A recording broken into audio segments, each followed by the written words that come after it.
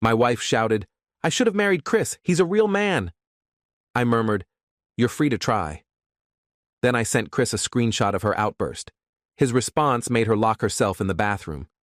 I'm Jake, 31, and was washing dishes when my wife, Tessa, 29, yelled this during another argument about finances.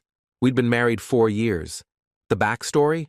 I suggested skipping her cousin's destination wedding to afford new tires and fix our broken AC. Apparently, this made me less of a man than Chris, her ex from a 3-year relationship before me.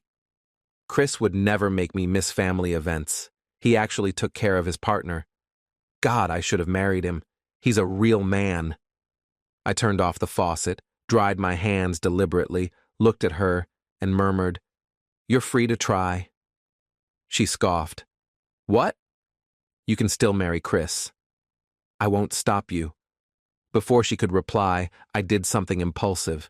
I grabbed a screenshot from our doorbell camera which had captured her entire rant with audio and texted it to Chris. "Your ex says she wishes she'd married you." You in? Tessa was still going on about how Chris bought his girlfriend a Tesla when my phone pinged. Chris texted back, "Lol, is this for real?" Dude, I dumped her after she maxed out 3 of my credit cards and called my mom stingy. Tell her I'm good. Oh, and that Tesla she's obsessed with. It's a 2015 Honda Civic. Tessa's always lived in a dream world. Good luck with that chaos. I showed Tessa the screen. She read it once, then again. Her face went from flushed to pale. She bolted to the bathroom, locked the door, and I heard her sobbing and dialing someone. 20 minutes later, she emerged, grabbed her purse, and left without a word. That was 3 days ago, and that's when the real drama kicked off. Update 1. Tessa didn't come home for 2 days, crashing at her sister Simone's. But she wasn't just sulking, she was scheming. First, she posted a gem on Facebook.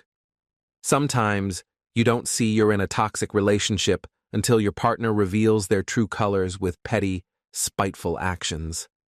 Texting my ex to shame me? That's a new low. Exploring my options.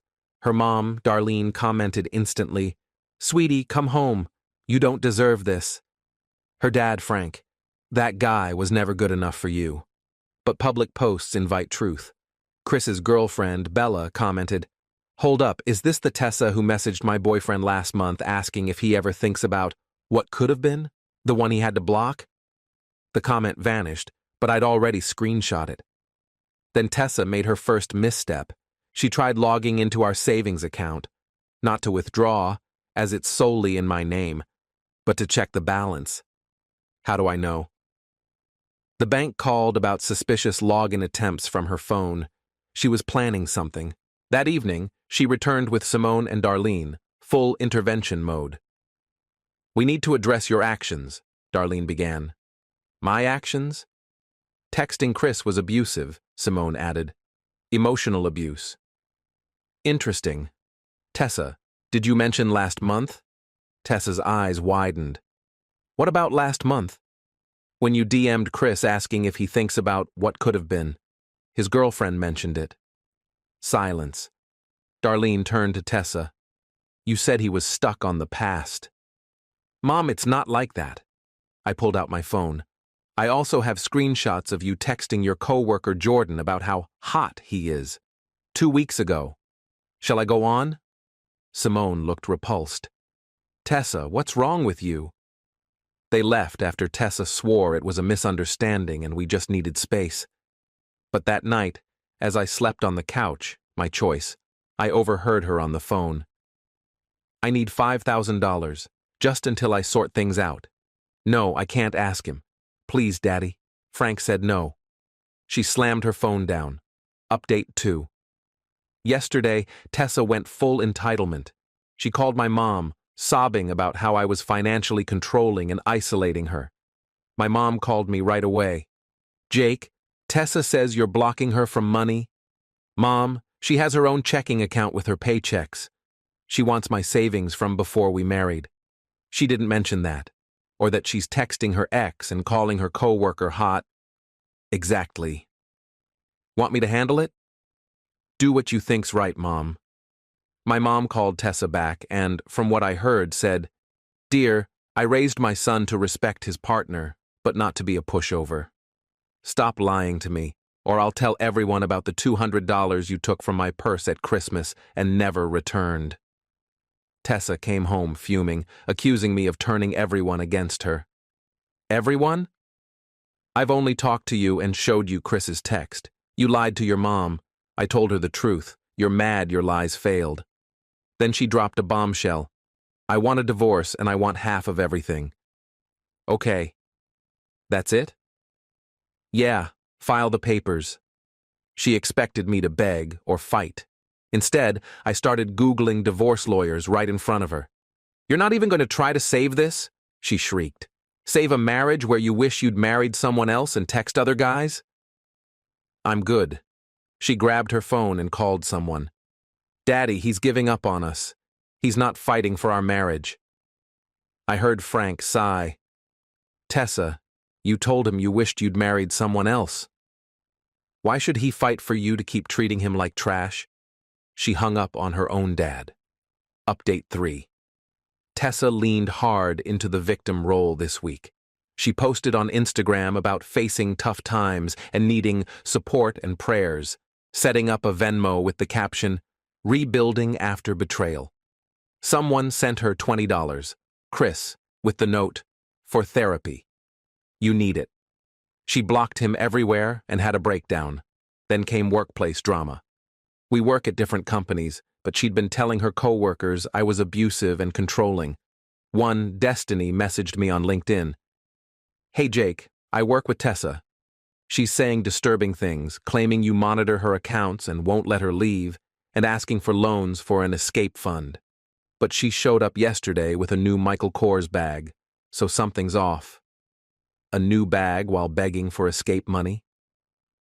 I thanked Destiny and sent the message to my lawyer. That afternoon, Tessa's coworker, Jordan, the hot one, showed up at our apartment. Dude, we need to talk. No, we don't. Your wife's telling everyone at work you're dangerous and asked to stay at my place. I laughed. And? My girlfriend's pregnant and furious. Tessa knew that. She's trying to wreck my relationship because I turned her down last month. You turned her down? Yeah, she hit on me at a work happy hour. I shut it down. Now she's causing chaos. I asked if he'd tell a lawyer. He said, absolutely. That evening, Tessa came home with multiple shopping bags. Retail therapy? I asked. I deserve nice things after what you've done to me. What I've done? Like showing your ex what you said about him. You humiliated me. You humiliated yourself. I just provided proof. She threw a shoe at me, missed, hit the TV, and cracked the screen. That's coming out of your half, I said calmly. She screamed and stormed to the bedroom. Update 4. The lawyer meeting kicked off. Tessa hired Lawrence, supposedly the top divorce attorney in town, per her Google search. My lawyer, Denise, chuckled when she heard his name. Lawrence? Great at charging fees, not at winning when his client's case is weak. We met for mediation. Tessa arrived in a full designer outfit, new jewelry, fresh manicure, claiming she needed alimony to maintain her lifestyle. Denise presented evidence. Your client spent $3,400 on clothes and accessories this week while claiming financial distress? Lawrence stared at Tessa. You spent what? I needed to look professional for these meetings. $3,400 worth of professional? The mediator, Dorothy, an older woman, wasn't impressed. Ma'am, you're employed full-time, have no kids, and the marriage lasted 4 years. What's your hardship? He emotionally abused me. How? He texted my ex. After you said you wished you'd married him. Silence. Denise pulled out more documents. We also have statements from Jordan Martinez and Destiny Williams about your advances toward Mr. Martinez and false claims against my client. Tessa paled. How did you? They came forward voluntarily. You've been causing issues at their workplace. Lawrence requested a break. I overheard him outside. You hit on a coworker and lied about abuse? Do you realize how this looks? They returned and Lawrence said they'd consider a clean split, no alimony, each keeping their own assets and debts. No, Tessa snapped. I deserve compensation for my pain. Dorothy snorted. Pain. Ma'am, this is a no-fault divorce state, and even if it wasn't, you're the one who wished for another man. We left without a deal. Update 5. Tessa's entitlement hit new heights. Unable to get money legally, she tried other tactics. She started selling my stuff on Facebook Marketplace. My gaming console, my guitar, my signed baseball collection. Problem? I work from home Fridays. I caught her loading my guitar into a guy's truck. That's theft, Tessa. It's marital property. I bought it 5 years before we met. I have the receipt. The buyer looked uneasy. Man, I don't want trouble. No trouble. It's stolen property. I'm calling the police. He unloaded the guitar and left. Tessa was furious. You ruined that sale. You tried to steal my guitar. The cops arrived. I showed receipts, photos of me with the items pre-marriage, and the marketplace listings. Tessa claimed it was a misunderstanding. They warned her that another incident would mean arrest. That night, she called Chris from our landline at 1 a.m. I overheard through the bedroom door. Chris, I know I screwed up, but we were great together once. Can't we try again? Your girlfriend doesn't have to know. Oh, you're married now? Since when? Last month? You didn't post about it? You blocked me? She hung up, sobbing for an hour. Final update. The divorce was finalized yesterday. Here's how it went down. Tessa made a last-ditch effort, claiming in court she was pregnant. My lawyer demanded proof. I don't have the test here, Tessa said. The judge, fed up with the case, ordered a recess for her to provide evidence. She returned with a pregnancy test she tried taking in the courthouse bathroom. Negative. Your Honor, my client seems to be in emotional distress, Lawrence said, exhausted. The judge wasn't moved. Miss Wilson, you've wasted this court's time with false claims, attempted theft, and now a fake pregnancy. My ruling, clean split. Each keeps their premarital assets and debts. Due to Miss Wilson's actions, she'll pay Mr. Wilson $1,200 for the damaged television and attempted theft. I have to pay him? You're lucky he's not pressing charges. Any objections, counselor? Lawrence shook his head. No, Your Honor. Outside, Tessa had a public meltdown. You destroyed my life. I gave you my best years.